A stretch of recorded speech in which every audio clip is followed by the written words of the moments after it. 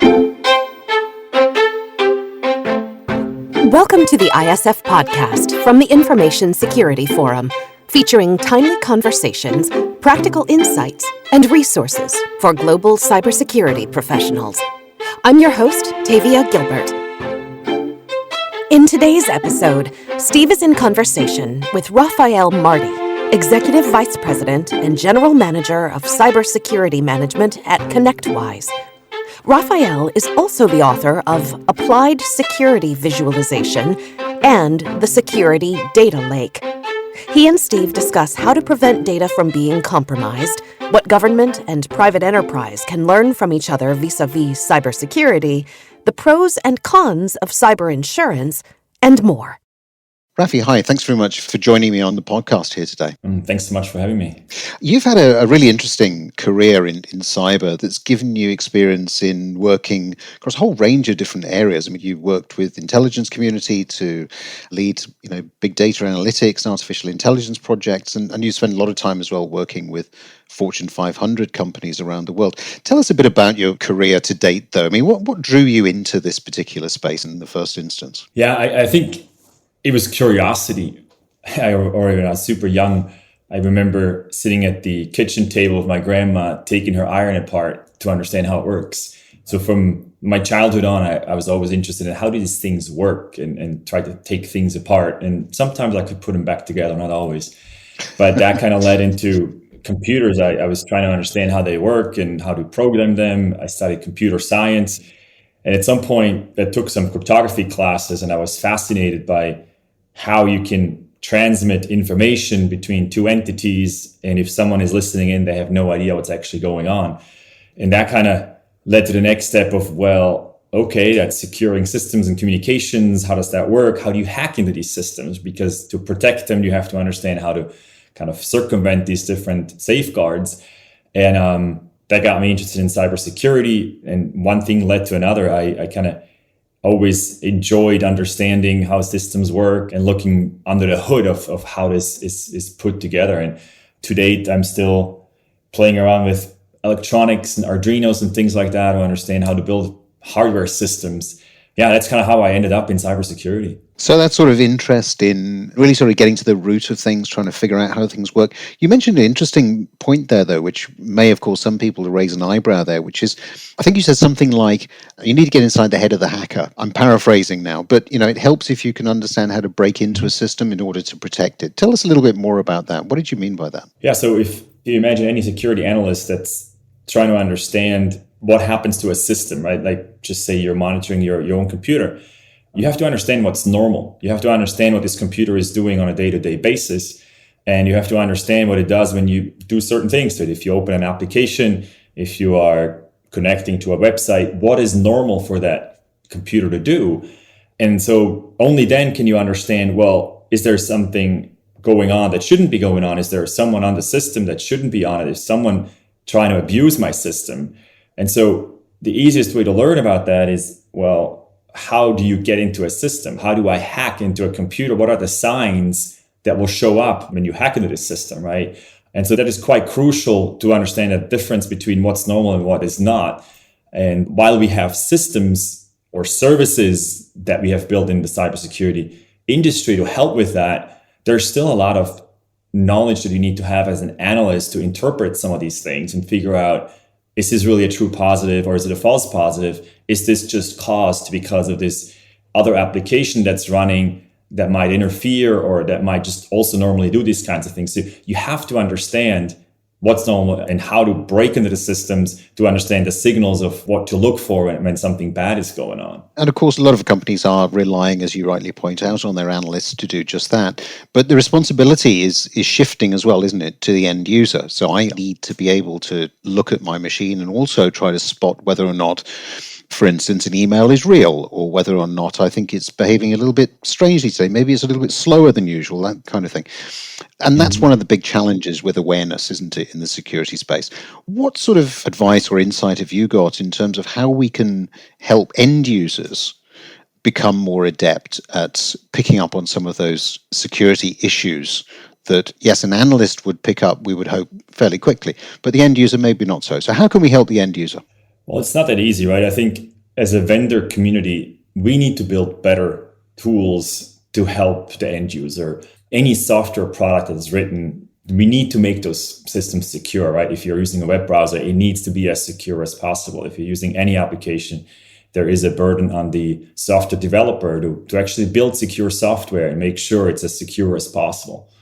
But beyond that, because not all software, or we can't make software 100% secure, the end users, we need to provide tools to them to help them be secure. And there is a lot of really good things out there, like EDRs, right, to help protect the endpoints, or web gateways, or intrusion detection systems, all kinds of things that help detect bad things going on. So we need to build better tools as a vendor community for security.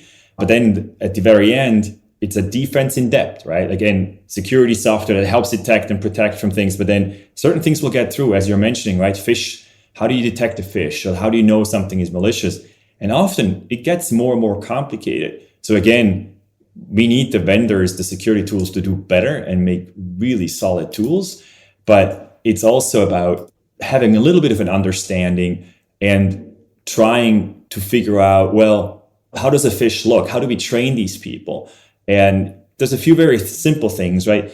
And it's hard to always follow it. But if you get an email from a random person that is asking you to transmit money, well, that's probably not the smartest thing to do. So some of them are pretty obvious, but some of them are really well disguised, right? They seem to be coming from your chief finance officer or someone in the finance department. It looks very legitimate, but often it's like, well, is an email enough for me to take an action? If someone says transfer $20,000, well, maybe I'm going to call this person and verify. So a lot of the things are a little bit of common sense. A lot of it is maybe also taming your own curiosity. There's an attachment in an email.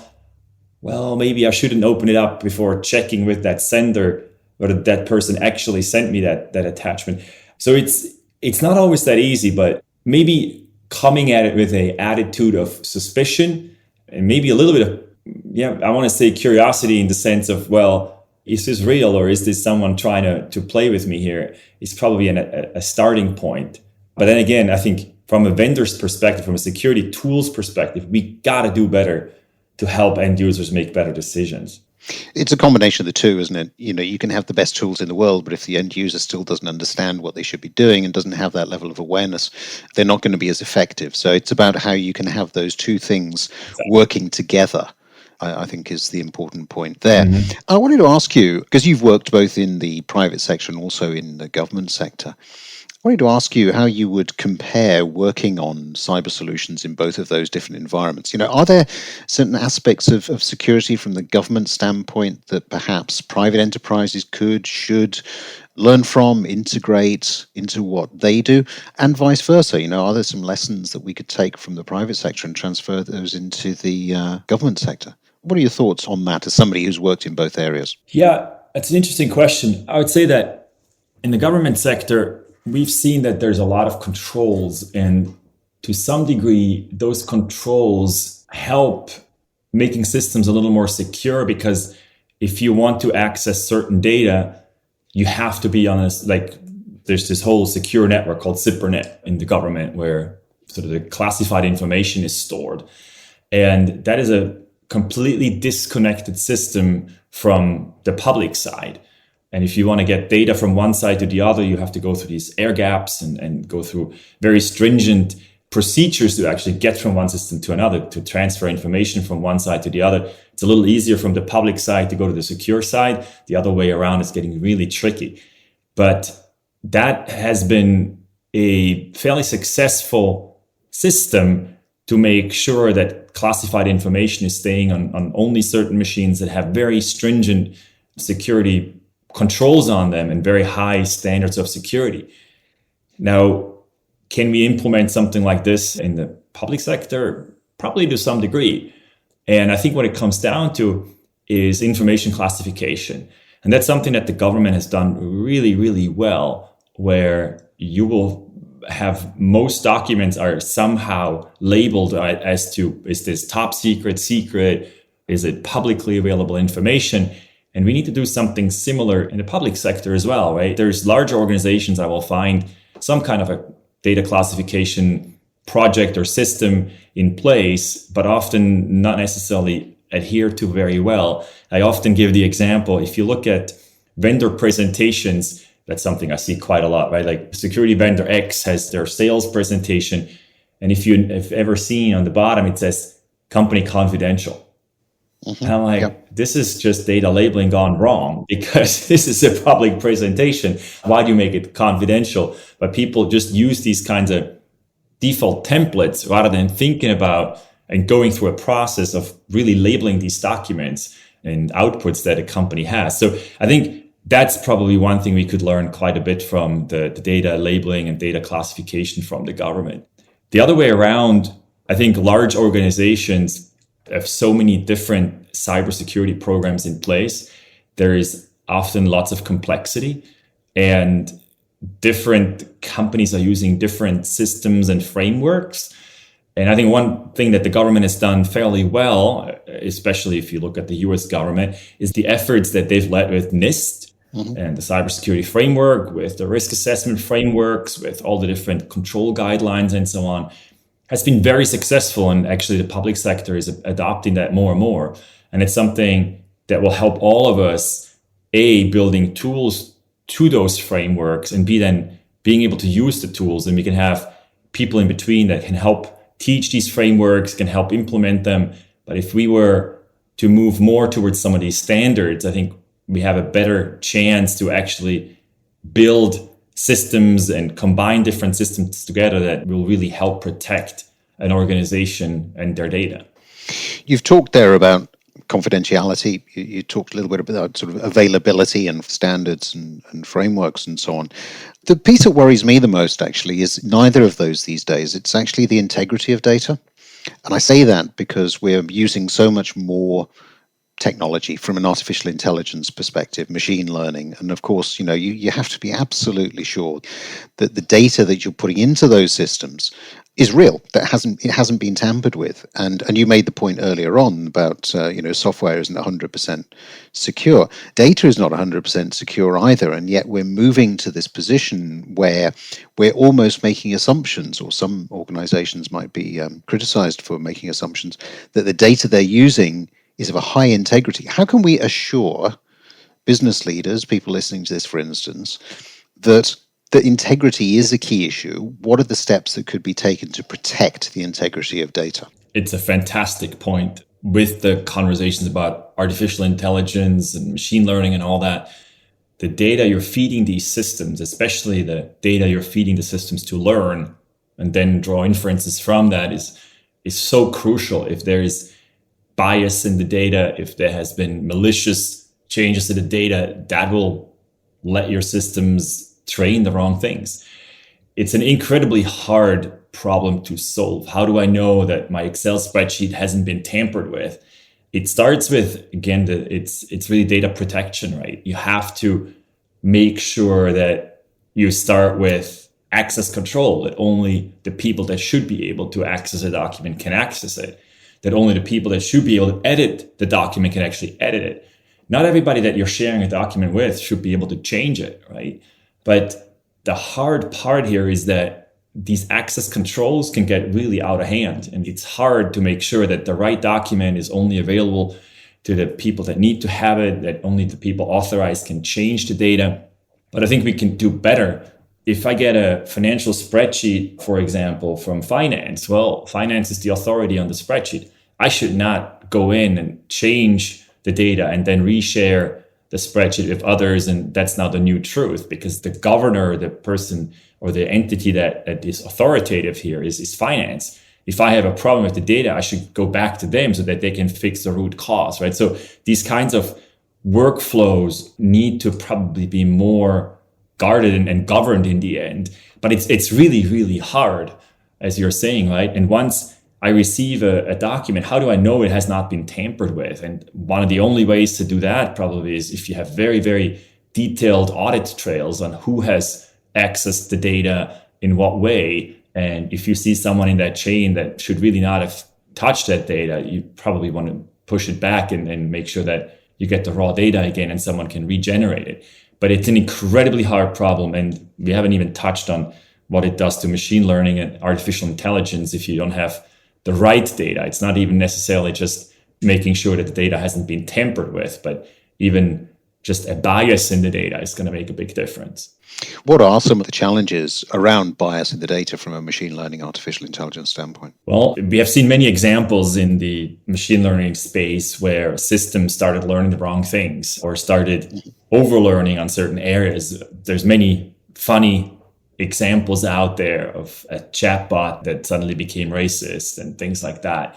In the end, it's a serious problem that you're running into. And it's really hard. If I have a system that I want to teach something, how do I generate training data that's not biased? How do I make sure it really is all encompassing, that when I have, I'm taking population data, I want to make sure that the data is not just taken from a certain area where, for example, only high net worth people live, or most of high net worth people live because there's expensive houses there.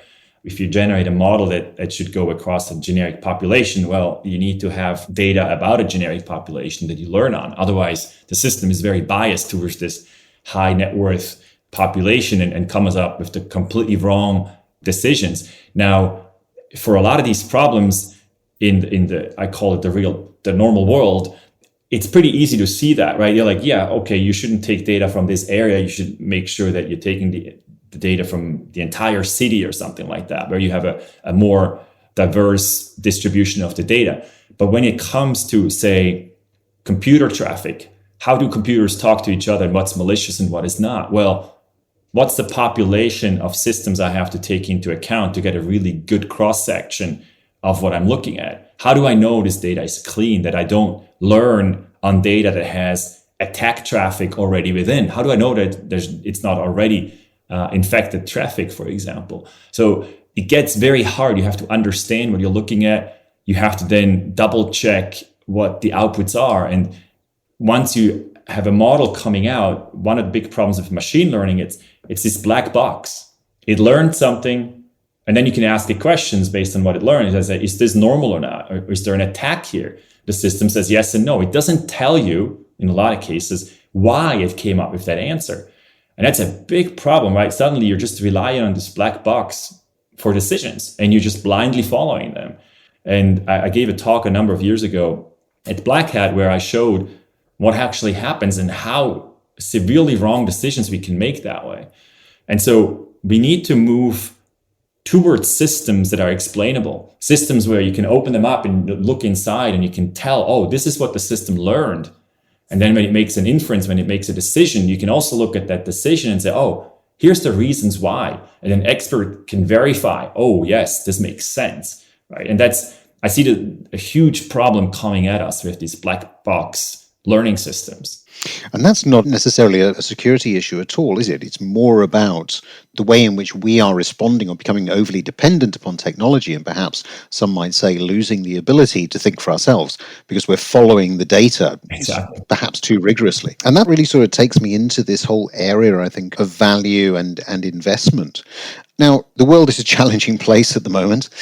Lots of companies are feeling the pinch. Talk of recession in many parts of Europe and the United States. We all know what happens during a recessionary time.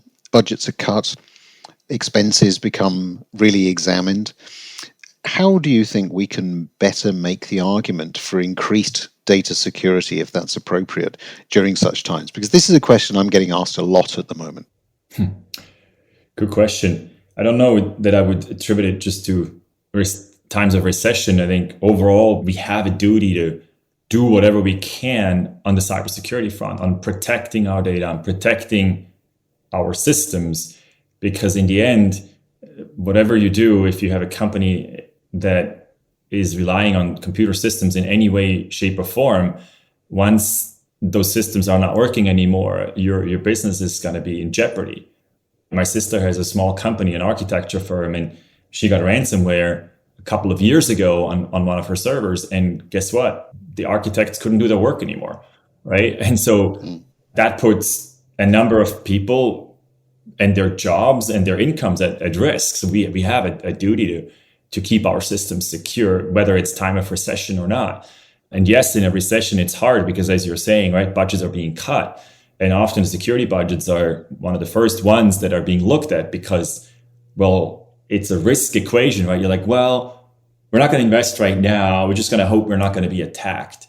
But that's not working anymore. We've seen that maybe 10 years ago, it was these, I want to call them hacker groups, that would attack mostly large organizations. They would look at, oh, where can I find the most return for my actions? And they would usually go for large organizations, right? You break into an oil and gas company, you break in a large bank and try to siphon off information that you can then sell somehow for a profit afterwards.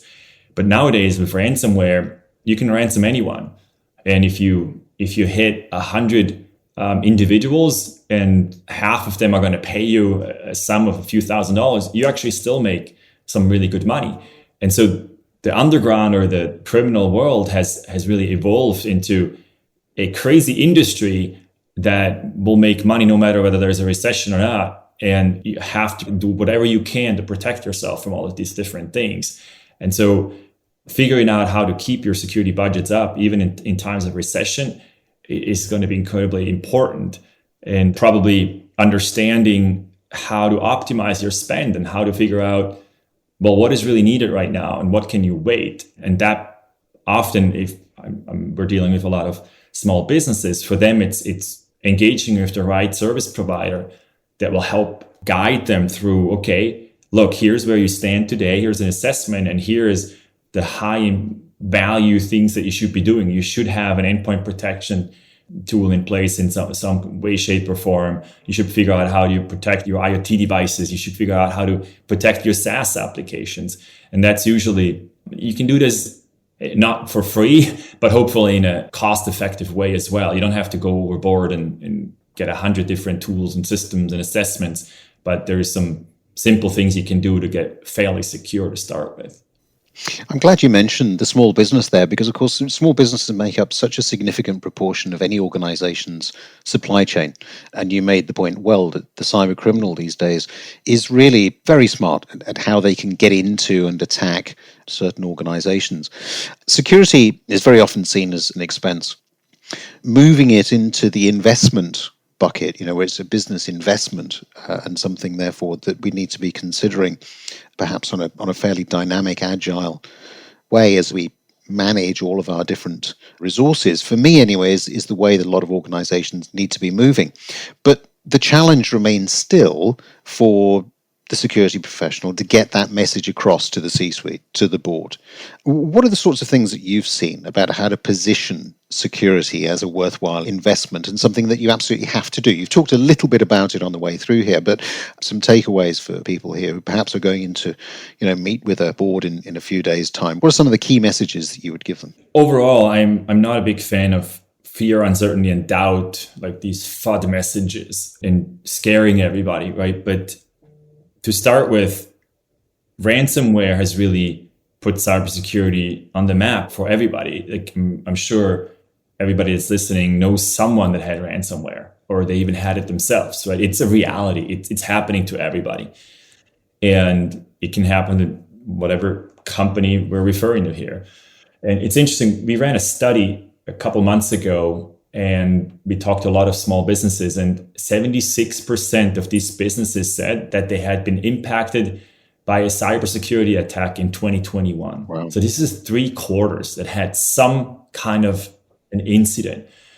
And that just shows, look, everybody is in the crosshairs. This is a problem for everyone. Now, the question is, well, what's the magnitude of these kinds of attacks, right? Is it, well, it's one server, a few files are encrypted. What does that mean to my business? And that really comes down to business to figure out, well, what is my risk appetite? What do I have to make sure I protect first? How do I figure out where my critical data, where my critical systems are, right? To your point earlier, the data that needs to maintain integrity. Or if I have a manufacturing floor that is absolutely critical, there are certain business processes that I have to protect. So go after those. And I think that's an argument that any security person can use that's going to the board. It's like, okay, where do we have to make the investments? Do we understand where we have to make those investments? You don't necessarily have to protect every single machine to start with, right? Start where it really has a business impact in the end. But definitely there's no shortage of stories and examples. And I talked about some of the ransomware attacks. On the other side, if you look at the regulator, there's more and more demand to have certain standards of security, right? Like depending on what you're doing, if you have certain types of data, there's the HIPAAs and PCIs of the world that regulate healthcare data. And if you're doing credit card transactions, how you have to store that information. There's a lot of different regulation where you have to have certain security in place. And finally, the next piece that gets a lot of attention right now is cyber insurance. More and more companies want to get cyber insurance, right? It's the counterweight to all the attacks happening. And to get cyber insurance is getting pretty hard. And you have to start showing that you have certain systems and processes in place to secure your organization, right? You can't just go and say, oh, I need cyber insurance and I don't have any security measures in place. They're getting more and more stringent on what you need to have. And so I think all that together is probably a pretty good argument to invest in cybersecurity still, even in a recessionary environment. I would agree with you, of course, but I know that a lot of organizations are still finding that a bit of an uphill struggle. You make an interesting point there about cyber insurance and the fact that, in my view, at long last, insurance companies are now asking to actually see some evidence that people are putting in place the right processes, the right policies, they're abiding by certain frameworks. One of the things that's always puzzled me about the insurance industry is why they aren't being, in cyber I'm talking about now, is why they've decided not to be very much more prescriptive. Why not insist, for instance, on a benchmark being done, on some kind of independent audit? We have that in the financial space. What is to prevent them doing that? And, the insurance industry is so large, they could do that, and that would very significantly shift the dial overnight. Why do you think they're not doing that? I think it's because of how insurance fundamentally works, right? It's a business of math. They look at actuarial tables, they look at risks, they look at probabilities, and they come up with some kind of a loss impact. And that is how they insure anything, earthquakes, floods, whatever you name it. It's all about what's the likelihood of something happening, what's the damage, and what is it going to cost us in the end. And the same is happening on the cybersecurity side. That's how they make their company or their organization work in terms of making money. Now, cybersecurity is, in the end, pretty hard, right? We've been talking for, probably 2 decades in cybersecurity about security metrics and how do we measure all these different things, from the controls we have in place to the threats that are coming at a company to really come up with the risk and so on.